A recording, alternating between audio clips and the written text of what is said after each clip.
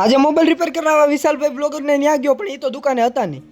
Good morning ને બધાને જય દ્વારકાધીશ. હવારમાં બેસી ગયો હું નાસ્તો કરવા. તો ફાઇનલી 90 દિવસ પછી હું લેવાનો હતો આઈફોન ના, આજે છે તેનો 67. તો હું જઈ લો પછી પહોંચી ગયા રાજુલા ને પછી મારી ગાડીની સીટની પાછળની ચાવી બનાવવાની. તો પછી ચાવી તો બની ગઈ, પછી અમે આવી ગયા સરકારી દવા, કારણ કે મારા કાકાના છોકરાની દવા પૂરી થઈ ગઈ હતી એટલે ફરીવારથી લેવા આવી. દવા તો અહીંયાથી લઈ લીધી હતી, પછી અમે ડાયરેક્ટ હું જઈ લો બે આવી ગયા રાજુભાઈ શાકપુરી વાળા ત્યાં જમ. તમે કોઈ પણ રાજુલાથી આ વિડીયો જોતા હશો ને આ જગ્યાએ જમવા આવેલા હોય તો કોમેન્ટમાં જણાવો. પછી તો અમે વિશાલ બ્લોગર ને અહીંયા ફોન રિપેરિંગ બે કરવા મૂક્યા તો એ લેવા આવી ગયા. તો દુકાને વિશાલભાઈ તો નતા પણ બીજા બે મિત્રો બેસેલા હતા, એની પાસે મોબાઈલ રિપેરિંગ કરાવીને હવે નીકળી ગયા અમે ઘર તરફ. તો ફાઇનલી હવે થોડાક દિવસમાં હું દ્વારકા લિફ્ટ માંગીને જવાનો છું. તો ઘરે આવીને ગાડીની અંદર જોયું તો ગાડીની અંદર તો ઉંદાડાએ માળો બનાવેલો હતો. મને પછી ખબર પડી કે ગાડીમાં સ્લેબ નથી લાગતો, કારણ કે અંદરથી ઉંદાડાએ 2-3 વાયર કાપી નાખ્યા. પછી તો અર્જીને રાજેશભાઈ મારી ઘરે આવ્યા ને, એ તો હજી રાજુલાથી આયલા જ આવતા હતા, કારણ કે એનો કોમ્બો મોબાઈલમાં 2 થી 3 દિવસથી એનો મોબાઈલ બન્યો હતો ને આજે તો એને કોમ્બો નહીં. પછી તો હવે સંધ્યાનો સમય હતો ને પછી ચારે બાજુ મારા પપ્પાએ તો તાર બાંધી દીધા હતા, કારણ કે એને બકાલું વાવવાનું. પછી તો કિશનના ઘરે આવીને મેન વિશાલે ધરુભાઈ અરે થોડીક મસ્તી પણ કરી. તમે વિડીયો માં હોય તો જરૂર ને જરૂર ફોલો કરવાનું ભૂલતા ન. મળો હવે કાલના બ્લોગમાં. Radhe Radhe, bye bye.